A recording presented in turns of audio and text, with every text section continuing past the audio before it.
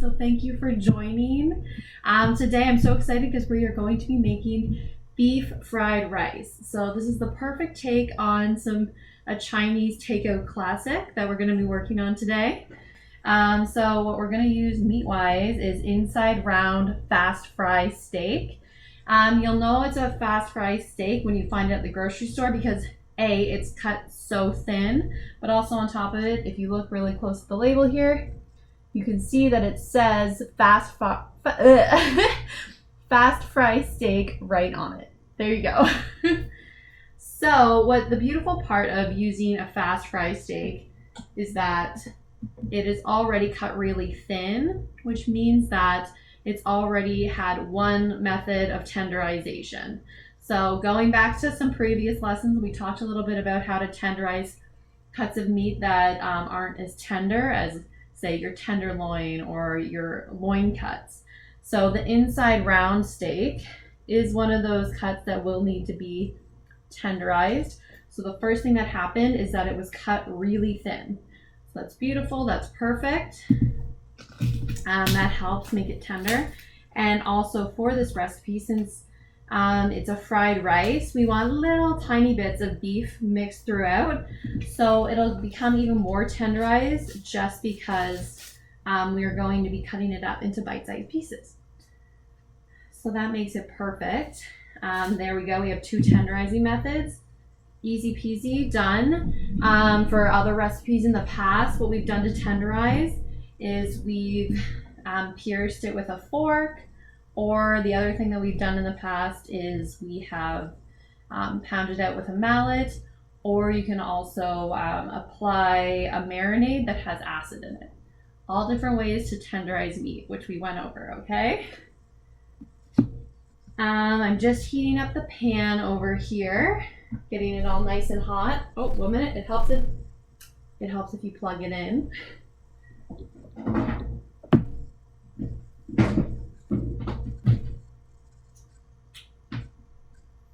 There we go, we're all plugged in. So I'm gonna add a little bit of oil to the pan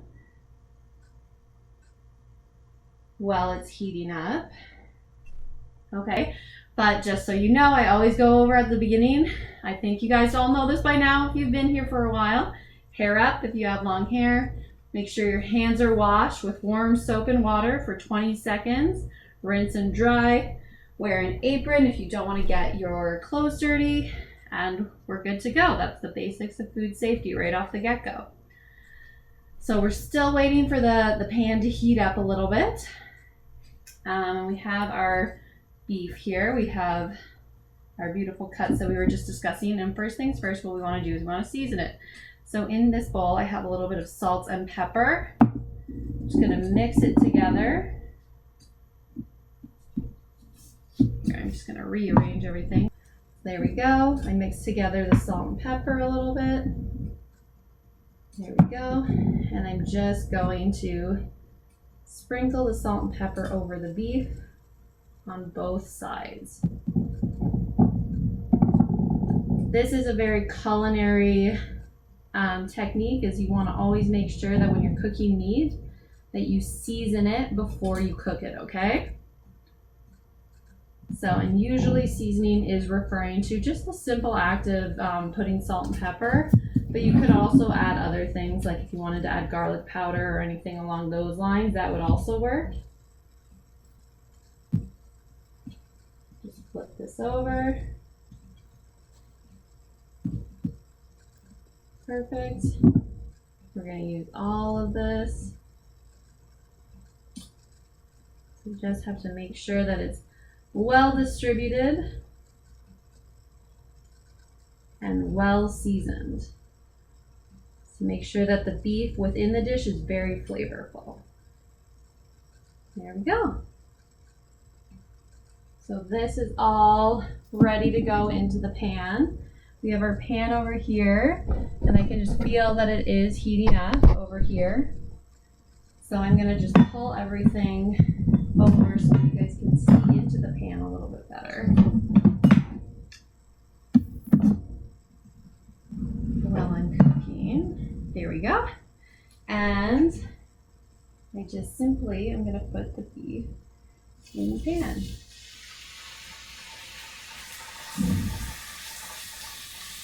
And we're gonna cook this for 2 minutes on each side.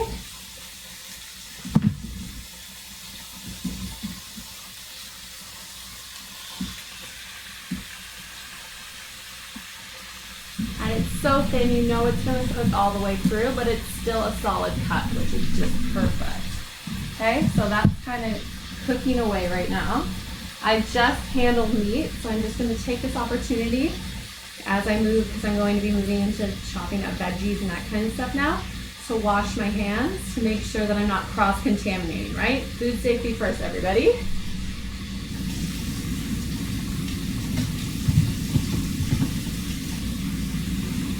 Okay, so as I'm washing my hands, after this beef cooks up, we are going to be moving on to cooking the onions actually.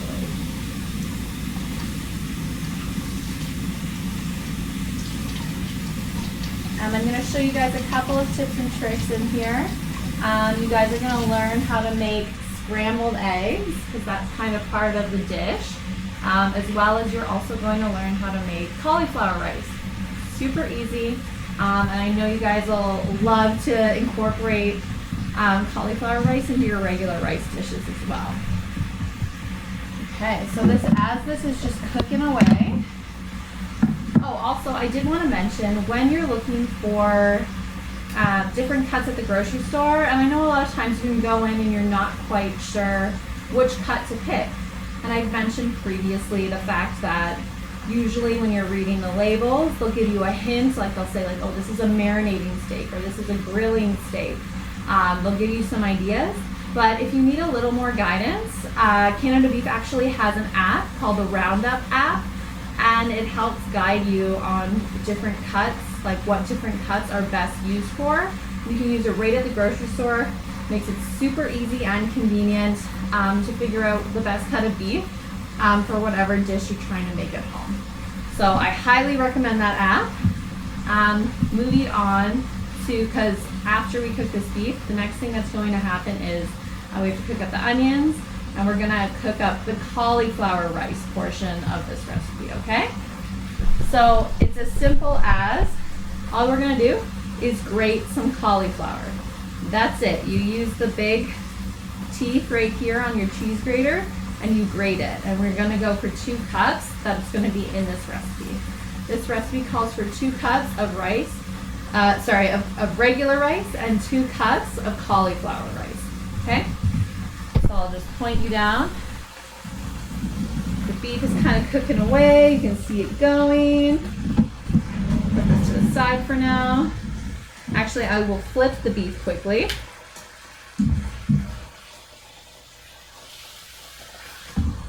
There we go. It's looking so yummy and delicious. Slightly browned, which is perfect. That's what we want. There we go. So yeah, the beef is looking very good right now as it's cooking away. And then, okay, going back to the cauliflower. Actually, here, I'll hold this up, see? It's looking very good, right? Okay, so the cauliflower rice, all you want to do is just grate these, okay? You can use the stalks as well. So don't be shy about using the stalks, this part of the cauliflower rice as well. It is all good when making cauliflower rice. Because just like the beef, when you make like little things of cauliflower or things of vegetables smaller like this, it's going to easily make it more tender, just because it's always easier to chew, right? When everything is kind of in smaller pieces. So we're just gonna grate this till we get about 2 cups. I also did want to say that so when we do cut the beef into little pieces, something that's great about cutting it into little pieces is that it actually cuts the meat fibers that are all throughout the beef, and that's fantastic. That is actually what's tenderizing it. is that if you're cutting those fibers and shortening them, you're just automatically making it easier to chew because you don't have to chew through them. They're already cut into smaller pieces. So that's why it helps tenderize. Okay, so we're running along really well here. And you can kind of see, look, take a look at that. It's kind of the, oh, I gotta point you guys down for you to see. But you can see it's kind of like, that's like the consistency of regular rice roughly, right? So that's really what we're going for. We want it to be similar in consistency so that it all blends in well together.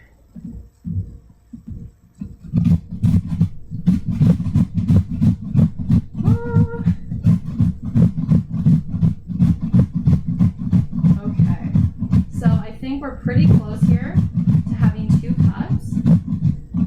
The beef is looking pretty good. Pretty close to being done. And what we're going to do with the beef is we're just going to set it aside for a minute and we're going to continue cooking in the same pan. This is a great way to add more flavor into the dish, right? Because all of that delicious browning that happens in the bottom of a beef pan is going to, that's all flavor. So let's make sure that it gets into the dish, right? No need to use a fresh pan. That's a great thing about this recipe. It's a 1-pot dish, so that is less dishes. And on top of that, it's great for feeding a crowd. Just because anything like a casserole or 1-pot dish with everything mixed in is always fantastic because it just goes a little bit further when you're feeding. Maybe you have a big family, or maybe you're having a couple of guests over, that kind of thing. Okay. So our cauliflower rice is all grated.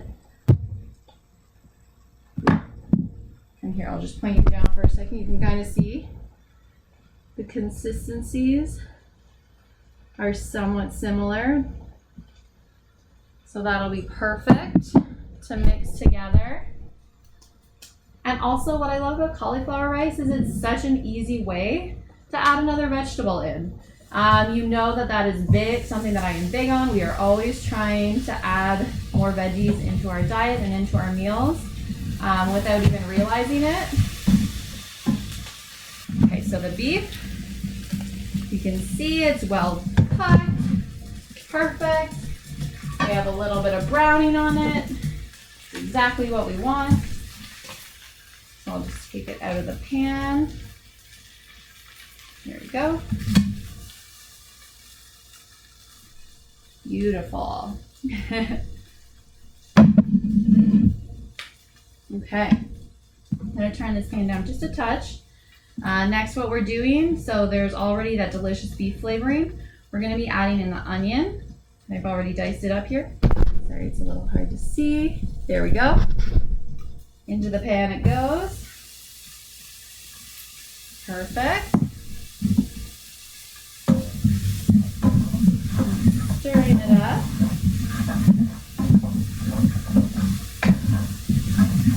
And it's really nice because you can already see, so basically deglazing the pan is if you cook meat and you get all of that nice brown gooey like deliciousness at the bottom, what you want to do is from there is add a liquid or add a vegetable that's high in liquid to the pan, and it'll help you scrape off all of that delicious brown flavoring and put it throughout the dish. So you can kind of see my onions.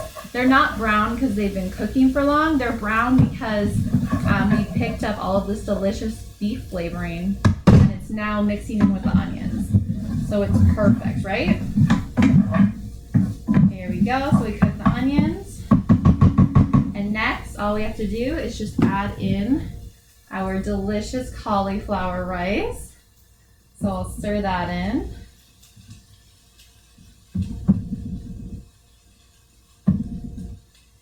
There we go, perfect. And look at that, we have so many veggies in this dish already. It's absolutely perfect. There we go. We're gonna stir this up. You want them to get down pretty far.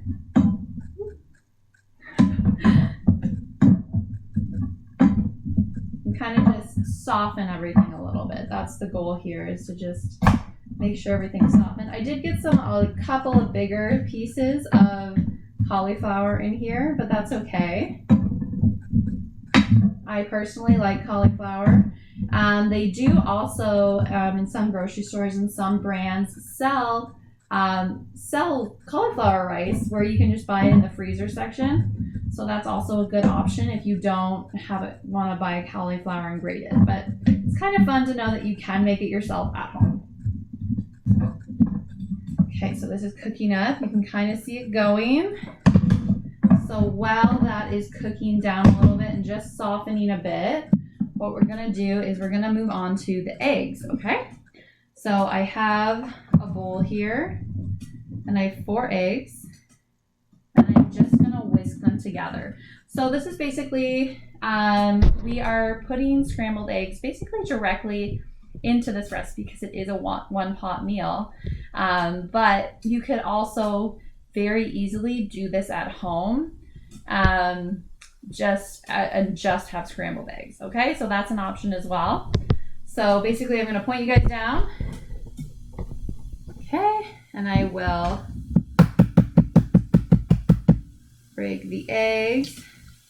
You want to break your eggs on a flat surface.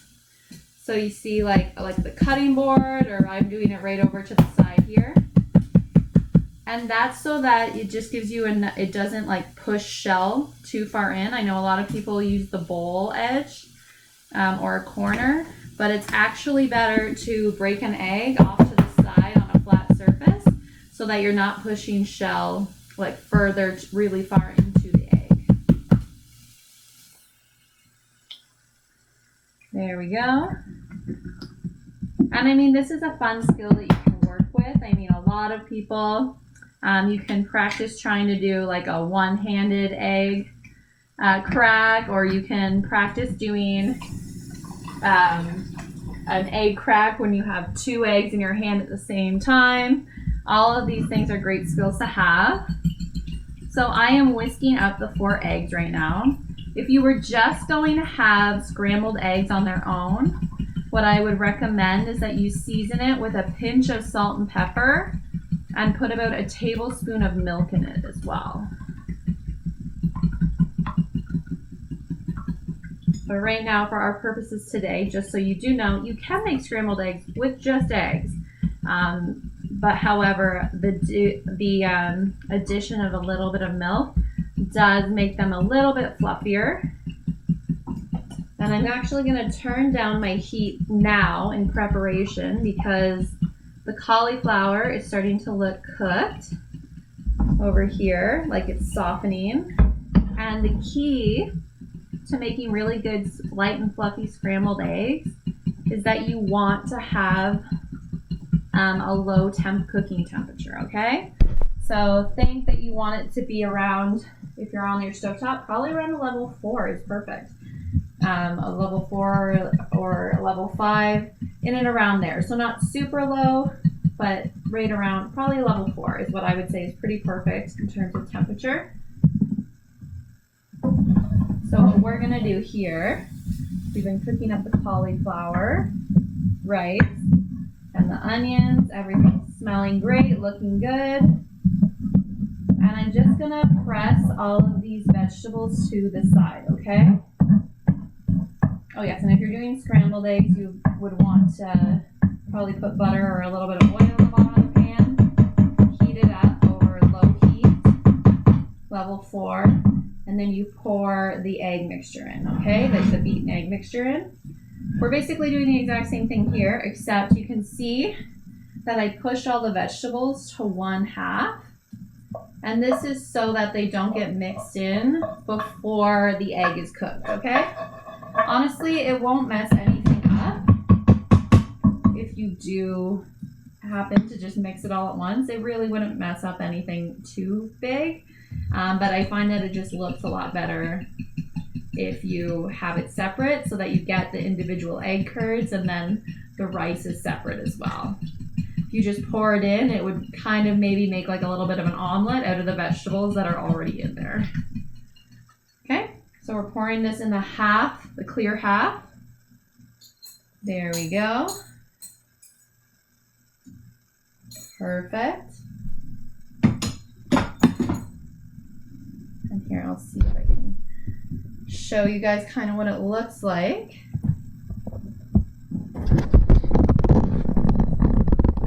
See that it's taking up more than half the pan actually. And it'll just, it's on low heat, but it will slowly start. I'll show you as it slowly starts to solidify.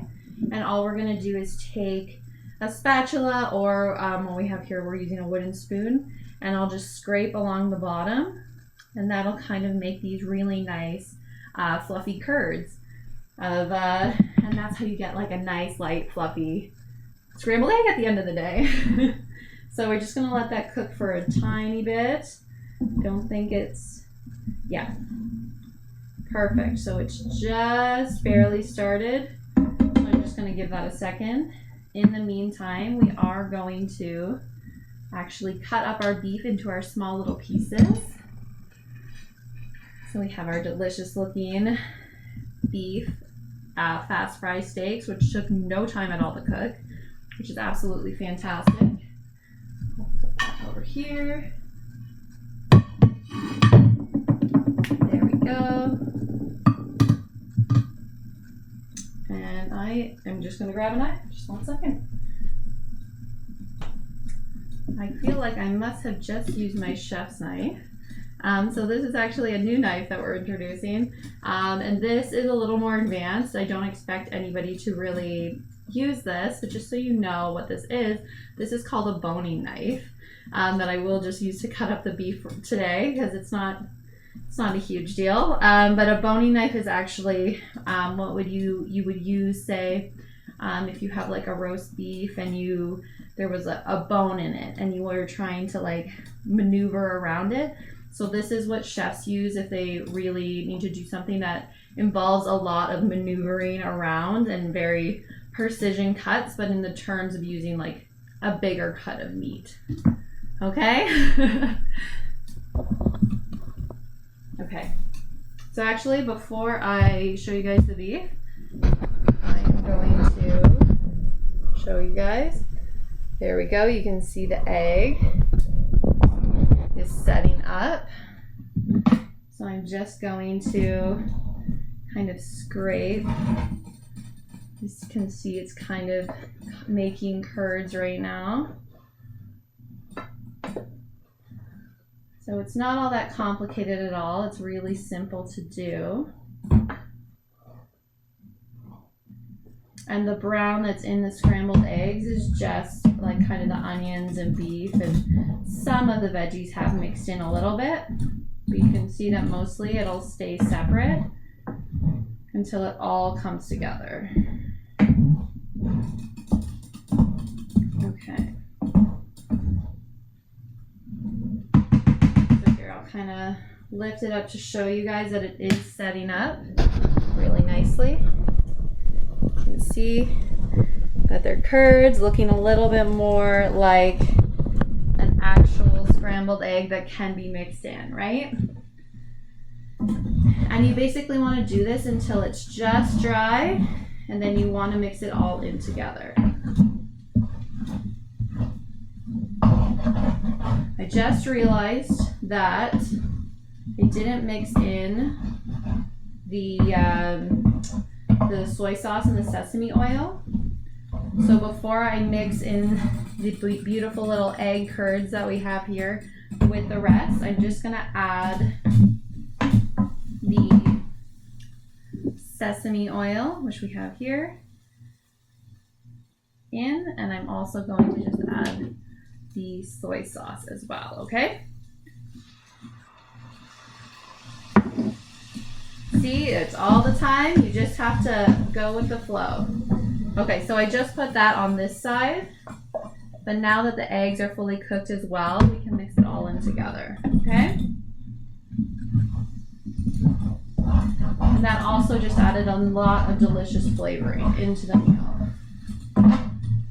Okay, so we don't want the eggs to have to cook for too long additional. So what I'm going to do now is I'm going to stir in. We have frozen peas and carrots that have been thawed. So I'm going to mix that in.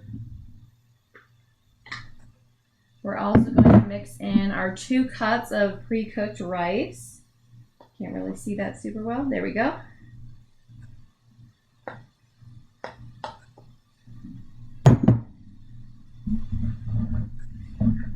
There we go. And all of these delicious flavors are just going to kind of like stick to the rice as well.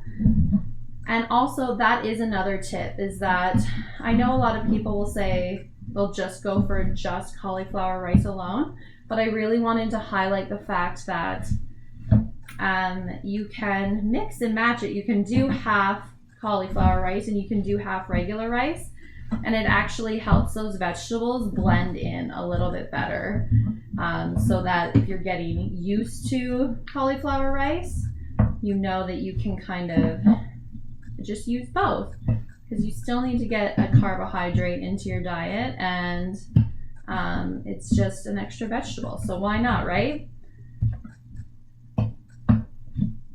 Okay, so this is coming together nicely. I'm going to turn off the burner just for a second because I still have to cut up my beef, but you can kind of get the picture of how like easy and beautiful this meal really is.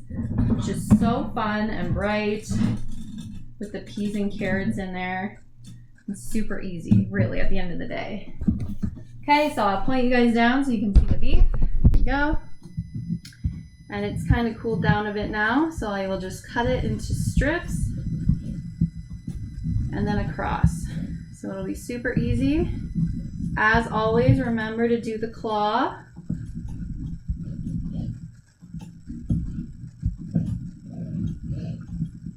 There we go. And then you just cut it across again. And that's how you get some nice, beautiful, bite-sized pieces of beef to mix into the dish.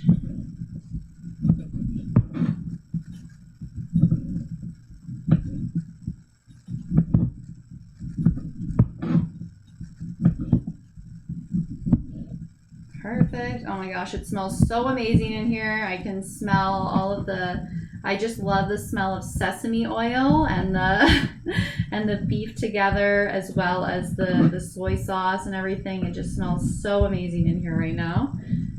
This is definitely making me hungry for some lunch.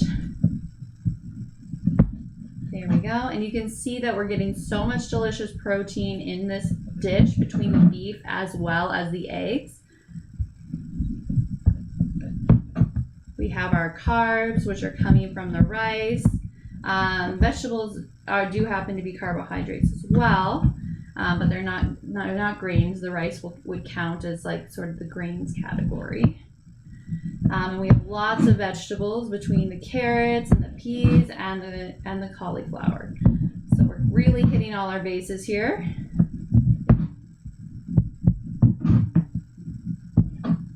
There we go. We're almost done cutting up the beef.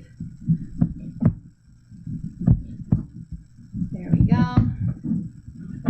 And you'll remember from previous, what we went through is talking about all the different knives that we went through in all of the 8 lessons. So we went through a chef's knife, which is what is most commonly used. We went through using a paring knife.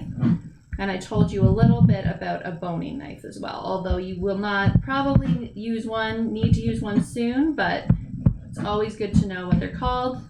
Okay, now I'm going to put the beef in, and then we're pretty much done. It's just that easy. It's very protein rich, lots of veggies, our carbs. This is another perfect example of Health Canada and their new guidelines about having 50% of your plate vegetables, having quarter protein, and a quarter as a grain or a carbohydrate. Absolutely perfect. Just mixing this all together. Smells so good. I can't wait to eat this. There we go. And there you have it. It's an all-in-one, one-pot meal. Perfect.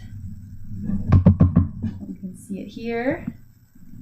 And then I'll just sprinkle some green onions on top, even more veggies, and it just adds a nice color as well. I'll just sprinkle that on top.